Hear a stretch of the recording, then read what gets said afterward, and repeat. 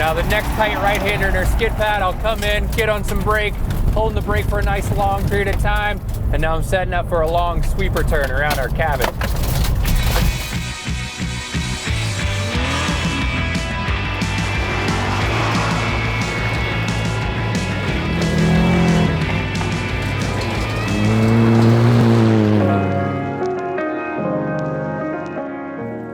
Good day, everybody. Welcome back to the TEAMO'NEIL YouTube channel. My name's Brent. Today we're going to compare two Ford Fiestas. We run these cars in our school. One has dynamic stability control in it, the other does not. The other similarities these cars share, they both have the same Yokohama snow tires on them. They have the same brake pads on them from Hawk. What we're going to do to compare them, we're going to run 3 laps apiece on our day 3 afternoon slalom / road loop.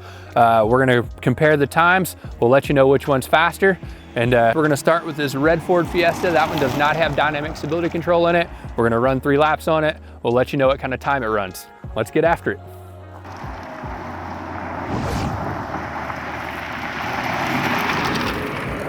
All right, everybody. We are going to start with the non-dynamic stability control vehicle. That means this car does not have traction control. It does not have anti-lock brakes. And then, of course, it doesn't have DSC, so dynamic stability control in it. I brought my friend Drew along. He's another instructor out here. He's going to do the timing for us, and he'll actually let us know which car is actually faster.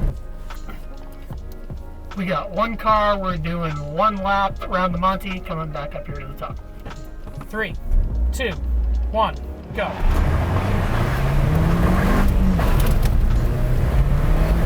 Nice bit of wheel spin there to begin with. Having this rotation already is only allowed because this car does not have electronic aids.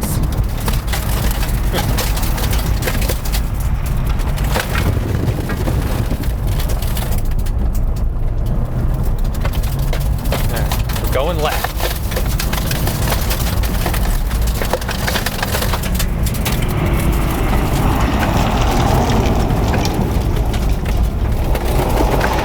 See if this new gravel cuts any tires down.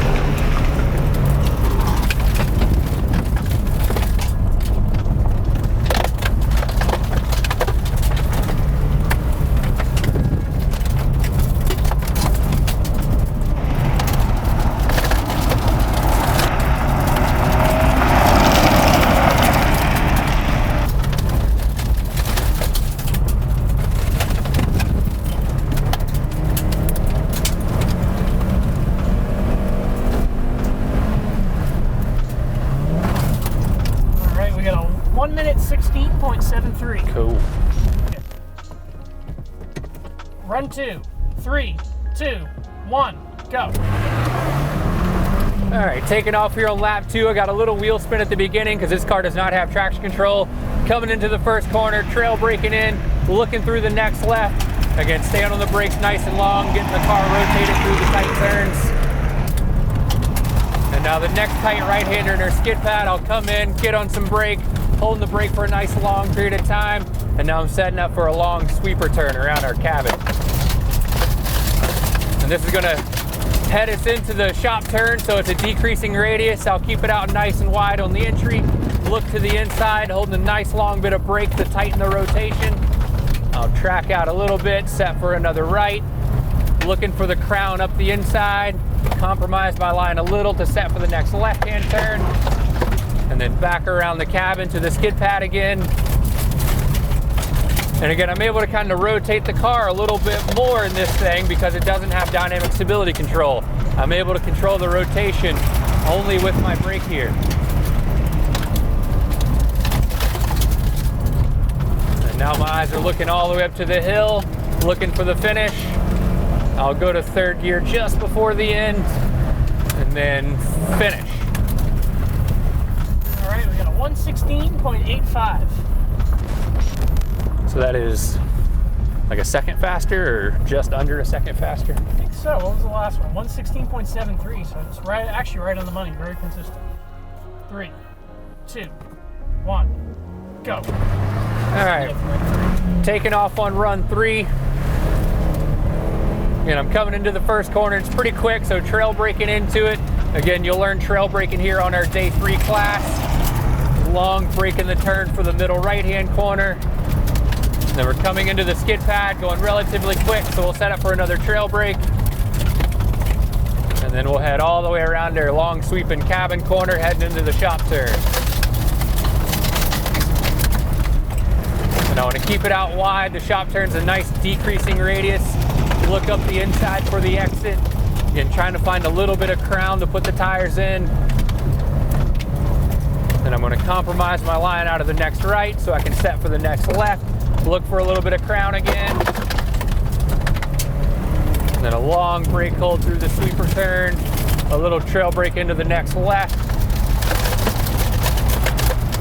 And making sure my eyes are all the way through the next turn and through the slalom.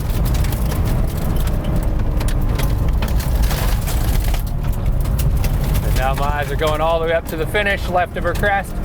Nice sweet little jump to finish.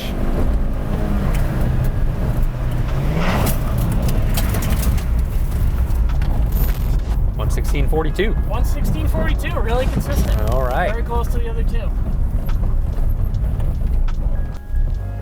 All right, guys, so that was 3 laps in our non-dynamic stability Ford Fiesta.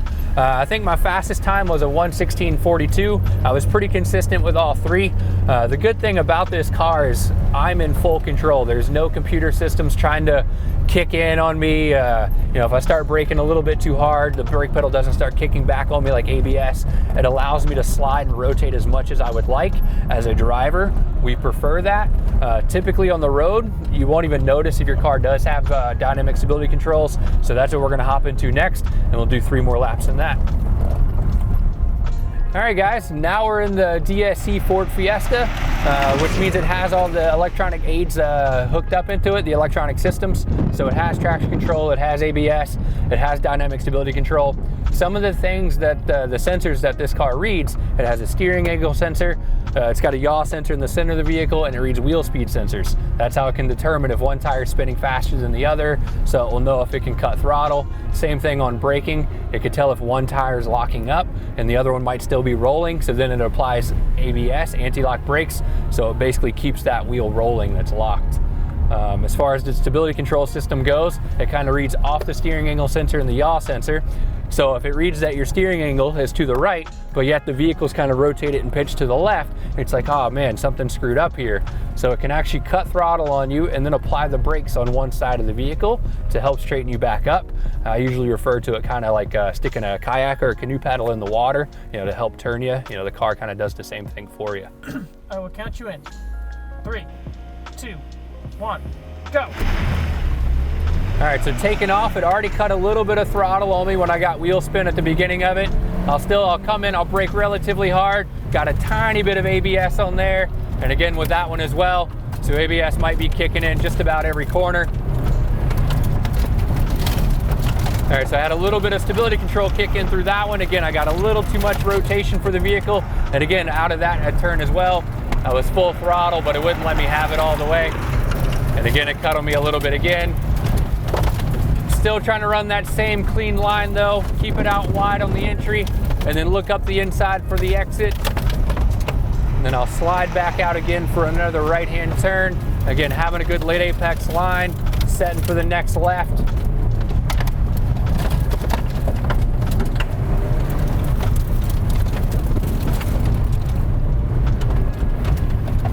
And also with this car comparable, the difference is I do lift a little bit more out of the gas on this one.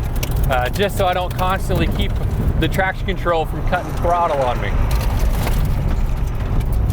Which sometimes on a loose surface can help you because it doesn't allow you to dig in to some of the material, so it actually won't make you as quick.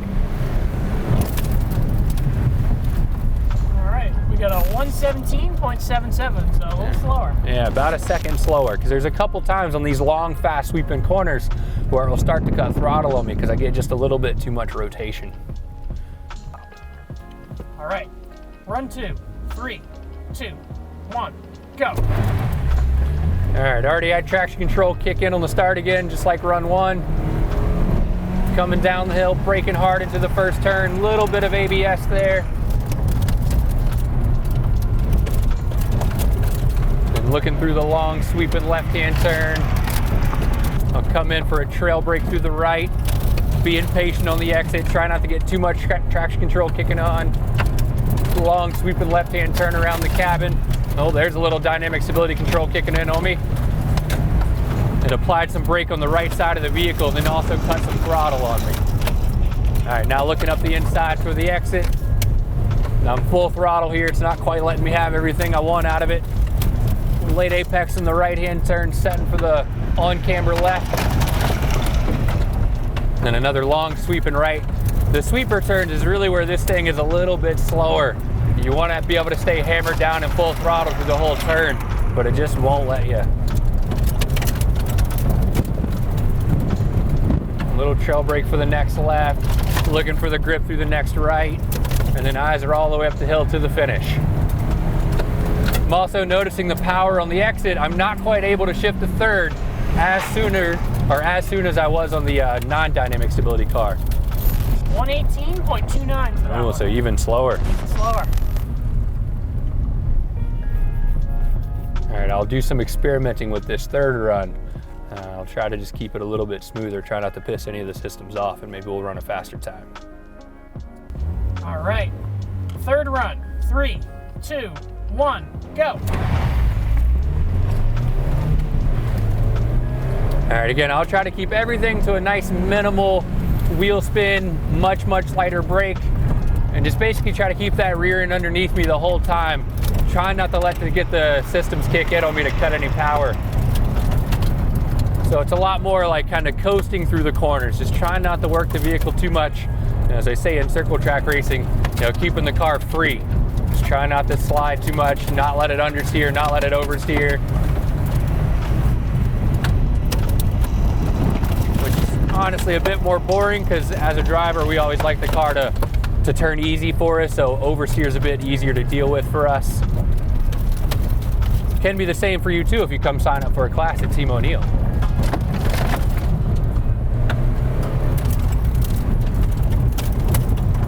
And coming in, trail braking, easing out of the brake as I turn in, patience on the throttle, trying to reduce that wheel spin. Kind of a little bit of a coast through the long sweeper turns. Again, just trying not to slide too much.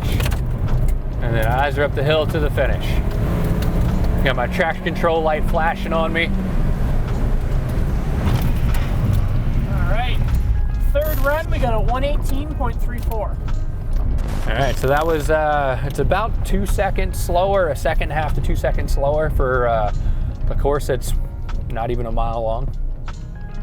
All right, guys, now that we're done driving the Fiestas, a little bit on the results. The non-DSC Fiesta was actually about 1.5 seconds faster per lap.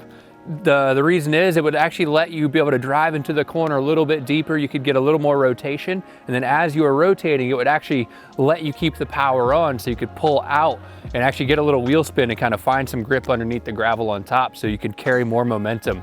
As we found out, the DSC car, if you came in a little bit too fast, got a little too much rotation, it actually cuts a little throttle on you, and then it reads that steering angle sensor and the yaw sensor in there, and it can start applying the brakes on the left side of the vehicle if I'm rotating too much to the right, and it can actually help slow me down, which is good if you want to slow down or stop, but not good if you're trying to race and carry momentum through the corner. Now, it's fairly dry out here on this loose gravel today, but if you ever did this on pavement, you probably wouldn't see as big of a difference in the times because you're not looking to slide and rotate too much on the pavement. However, if it's ever in the winter time on snow or ice or slush, you'll probably see even bigger gaps between the two because you want to have the car rotate and turn a little bit more on you the slicker that surface gets. All right, so with all that, thanks for watching this YouTube video. Hopefully you guys learned something. Again, don't try this at home. Make sure you check us out at TEAMO'NEIL.com. Check out our past YouTube videos, and thanks for watching.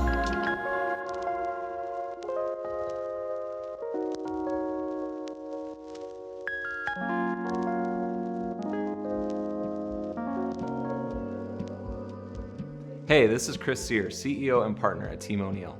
Thank you so much for visiting our channel. If you want to join our community, please comment, like, and subscribe. And if you want to learn more about us or book a course, please visit TEAMO'NEIL.com. We look forward to connecting with you.